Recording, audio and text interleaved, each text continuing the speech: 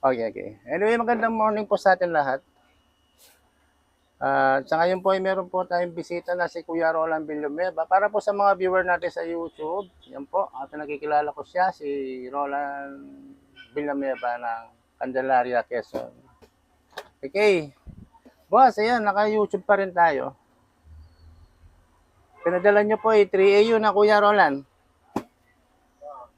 Okay, yan po, dinig po ba natin siya? Ngayon kuya, para madaling video natin, maganda siguro.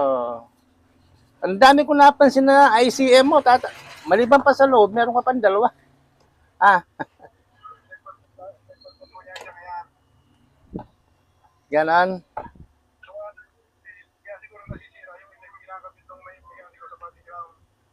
Ha? Alig pa natin na sa loob. Check natin yung mga installation niya. Ano natin kung tama. Sa tuwan talaga, sa tuwan, ano na, nabulol tuloy ako. Sa totoo lang talaga, kuya. Ako hindi tayo mekaniko, hindi rin tayo marunong sa makina. Sa electronic, sige, titirahin natin mga yan. Okay? Kanya-kanya lang pong kaalaman yan, di ba kuya? Pero pag hindi ko alam, hindi ko ginagalaw talaga yan. Papahiya lang tayo, di ba kuya? Buksan natin kuya. Okay. Muli po, yan po si Kuya Roland ng Villanueva, taga Sariaya, Quezon po siya. Ito po pinadala niya ay Toyota 3A yung tinatawag po natin dito. Ang tawag po dito ay mga, tawag kasi doon yung, hindi naman siya bulldog, or oversize. Malaki po to. Hindi tulad ng mga 2E, malilit lang po sila. Pero ito oversize. Pero mahirap po yung component nito, pyesa. Tulad po ng takip niyan, hirap hanapin din yan. Kung sinasabi ni Kuya Roland na ground, sabi yung ground. Umpisahan natin sa suppressor. Okay, tanggalin natin na rotor. Ang napapansin ko dito, kuya, China siya. In-check. China po siya, pero maliban sa rotor mo, original. Original ito rotor mo. Yung inner cap protector, hindi man gumana yung lock. Okay, China po siya, China, kamalambot po to.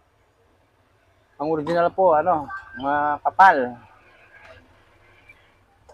Titignan ko lang yung mga wiring simula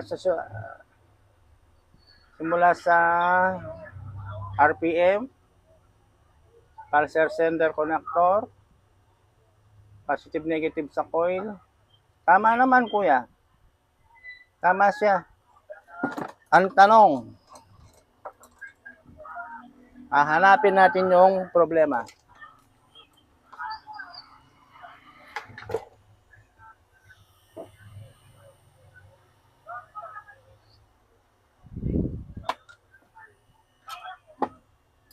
Maliwanag ba yung video natin, kuya? Baka marumi yung camera ko. Okay lang ba linaw niya?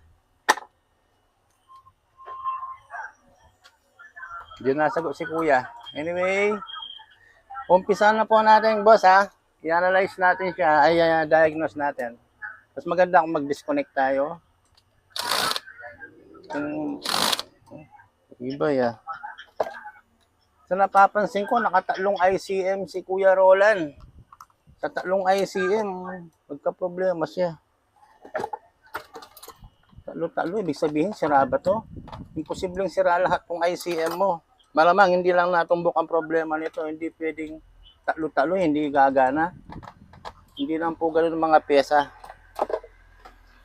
Pag nabasted yung unang pyesa, pag pinalitan mo yan, may posibilidad na busted din or malfunction na nabili natin, pero sa pasunod na pagbili natin, hindi. Siguradong gagana na yun. Yun naman lahat na nabibili natin ay defective.